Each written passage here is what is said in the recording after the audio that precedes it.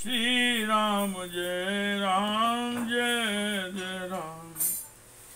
श्री राम जय राम जय जय राम।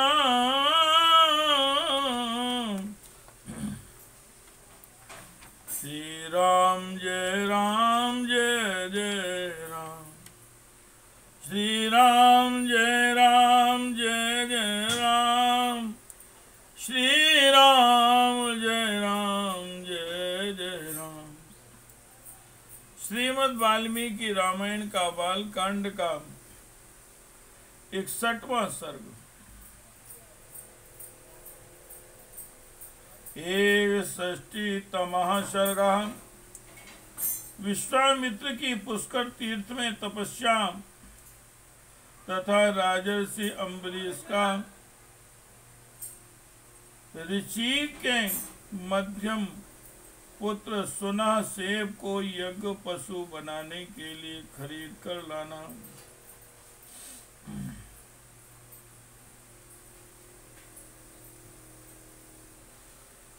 विश्वामित्रो महातेजां प्रस्थितान् वीक्षितान् ऋषीन् आब्रुवीनरशार्दूलं सर्वास्तान् वनवासिनः। सतानंद जी महाराज कहते हैं, पुरुष सिंह श्री राम यज्ञ में आए हुए उन सब वनवासी ऋषियों को वहां से जाते देख महातेजस्वी विश्वामित्र उनसे कहा, महाविघ्ना प्रवृत्तोऽयं दक्षिणामास्थितो दिशमन्यां प्रापत्यामस्तत्र तप्स्यामहे तपः। महर्षियों, इस दक्षिण दिशा में रहने से हमारी तपस्या में महान विघ्न आ पड़ा है, अतः अब हम दूसरी दिशा में चले जाएंगे और वहीं रहकर तपस्या करेंगे। पश्चिमायां विशालायां पुष्करेषु महात्मनः सुखं तपश्चरिष्यामः सुखं तद्दिहि तपोवनम्। विशाल पश्चिम दिशा में जो महात्मा ब्रह्मा जी के 3 पुष्कर हैं, उन्हीं के पास रहकर हम सुख पूर्वक तपस्या करेंगे, क्योंकि वह तपोवन बहुत ही सुखद है। एवं मुक्त्वा महातेजा पुष्करेषु महामुनिः तप उग्रं दुराधर्षं तेपे मूल फलासनः। ऐसा कहकर वे महातेजस्वी महामुनि पुष्कर में चले गए और वहां फल मूल का भोजन करके उग्र एवं दुर्जय तपस्या करने लगे। तस्मिन्नेव काले तु अयोध्याधिपतिर्महान् अम्बरीष इति ख्यातो युष्टं समुपचक्रमे। इन्हीं दिनों अयोध्या के महाराज अम्बरीश एक यज्ञ की तैयारी करने लगे। श्री राम जय राम। श्री राम जय जय राम। श्री राम जय जय राम। श्री राम जय जय राम। तस्य वै यजमानस्य पशुमिन्द्रो जहारः प्रणष्टे तु पशौ विप्रो राजानमिदं ब्रुवीर।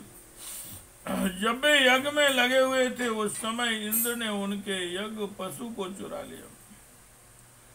पशु के खो जाने पर पुरोहित जी ने राजा से कहा, पशुरम्भ्याहतो राजन् प्रणस्तो दुर्नयान् अरक्षितारं राजानं ग्रंथि दोषा नरेश्वर। हे राजन, जो पशु यहाँ लाया गया था वह आपकी दुर्नीति के कारण खो गया। नरेश्वर जो राजा यज्ञ पशु की रक्षा नहीं करता, उसे उनकी अनेक प्रकार के दोष नष्ट कर डालते हैं, उसे अनेक प्रकार के दोष नष्ट कर डालते हैं। प्रायश्चितम महाधयेन तन्नरम वा पुरुषर्षभ आनयस्व पशुम शीघ्रम यावत कर्म प्रवर्तते। पुरुष प्रवर जब तक कर्म का आरंभ होता है, उसके पहले ही खोए हुए पशु की खोज कराकर उसे शीघ्र यहाँ ले आओ, अथवा उसके प्रतिनिधि रूप से किसी पुरुष पशु को खरीद लाओ। यही इस पाप का महान प्रायश्चित है। उपाध्याय वचा सत्वा सा राजा पुरुष अन्वियेश महाबुद्धि पशुम गोभी सहस्त्रशाम। पुरोहित की यह बात सुनकर महाबुद्धिमान पुरुष श्रेष्ठ राजा अम्बरीश ने हजारों गौओं के मूल्य पर खरीदने के लिए पुरुष का अन्वेषण किया।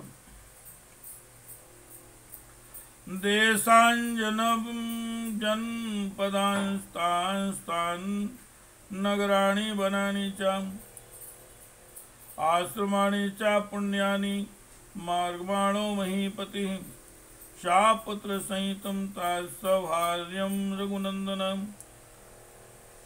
भृगुतुंगे समासीन मृचिकं संदर्शहा। तात रघुनंदन अभिन्न देशों जनपदों नगरों वनों तथा पवित्र आश्रमों में खोज करते हुए राजा अम्बरीश भृगुतुंग पर्वत पर पहुंचे। वहां उन्होंने पत्नी तथा पुत्रों के साथ बैठे एक ऋचिक मुनि का दर्शन किया।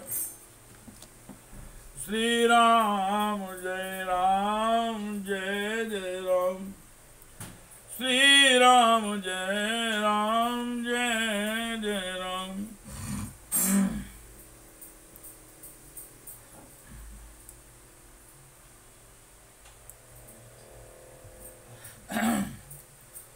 तमुवाच महातेजां प्रणम्यावि प्रसादिशां महर्षि तपसा दीप्तं राजर्षिर्मित प्रभा।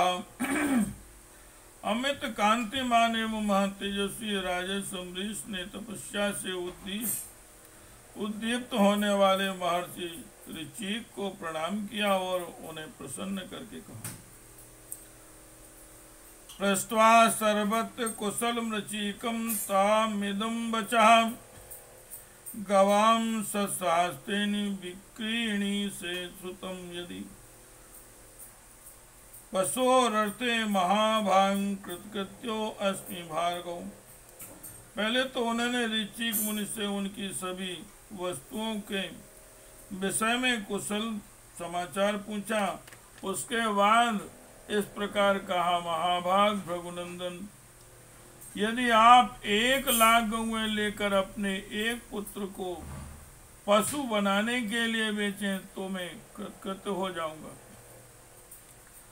सर्वे परिगता देशा यज्ञम न लभे पुषम दातुमर्हसि मूल्यं सुतुमेकमितो मम।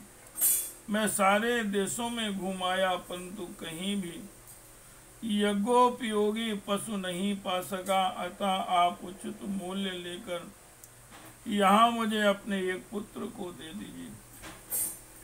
एवं मुक्तो महातेजा ऋचिकस्त्वब्रवीत पचाम नाहं ज्येष्ठं नरश्रेष्ठ विक्रीणीयाम कथंचन। उनके ऐसा कहने पर महातेजस्वी ऋचिक बोले, नरश्रेष्ठ में अपने ज्येष्ठ पुत्र को तो किसी तरह नहीं बेचूंगा। ऋचिकस्य वचा श्रुत्वा तेषां माता महात्मनः ऋचिकस्य वचा श्रुत्वा तेषां माता महात्मनाम् उवाच नरसार्दूलम् वरीस्मिदं वचः। ऋचिक मुनि की बात सुनकर उन महात्मा पुत्रों की माता ने पुरुष सिंह अम्बरीश से इस प्रकार कहा, आविक्रेयम सुतम ज्येष्ठम भगवानाय भार्गवा ममापि दयितं वृद्धि विद्धि कनिष्ठं शुनकं प्रभो तस्मात् कनीयसं पुत्रं न दास्ये तव पार्थिव। प्रभु भगवान भार्गव कहते हैं कि ज्येष्ठ पुत्र कदापि बेचने योग्य नहीं है, परंतु आपको मालूम होना चाहिए कि जो सबसे छोटा पुत्र शुनक है वह मुझे भी बहुत प्रिय है, अतः पृथ्वी नाथ में अपना छोटा पुत्र आपको कदापि नहीं दूंगा।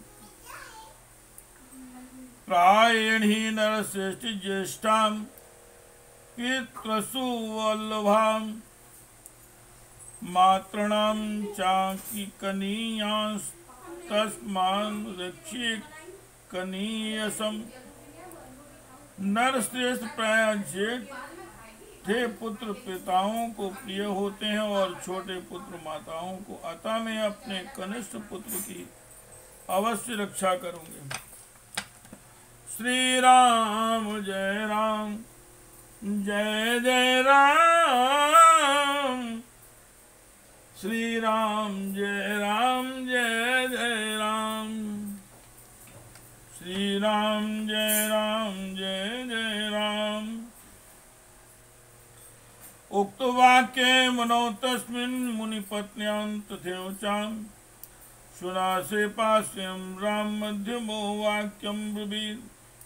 श्री राम मुनि और उनकी पत्नी के ऐसा कहने पर मझले पुत्र सुनासेप ने स्वयं कहा, पिता ज्येष्ठम विक्रेयम माता चायकनीयसम विक्रेयम मध्यमम मन्ये राजपुत्र स्वमाम। राजपुत्र पिता ने ज्येष्ठ को और माता ने कनिष्ठ पुत्र को बेचने के लिए अयोग्य बतलाया, अतः मैं समझता हूँ इन दोनों की दृष्टि में महिला पुत्र ही बेचने के योग्य है, इसलिए तुम मुझे ही ले चलो। अब राजा महाबाहो वाक्यांते ब्रह्मवादिनां हरिण्यस्य सुवर्णस्य कोटिभिः रत्नराशिभिः गवां सत्शास्त्रेण शुनासेपं नरेश्वरां गृहीत्वा परं प्रीतो जगाम रघुनंदन।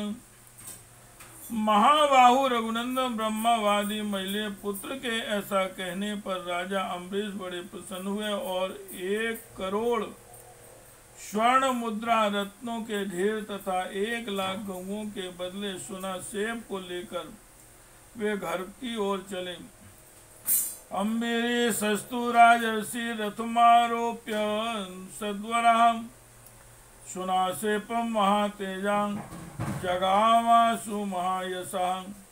महातेजस्वी महायशस्वी राजर्षि अम्बरीश सुनासेप को रथ पर बिठाकर बड़ी उतावली के साथ तीव्र गति से चले। इत्यासे श्रीमद् रामायणे वाल्मीकि आदि काव्य बालकांडे एकशिष्टतमः सर्गः।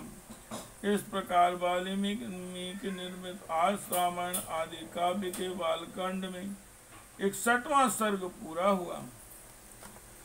श्री राम जय जय राम, श्री राम जय जय राम, श्री राम जय जय राम, श्री राम जय जय राम, श्री राम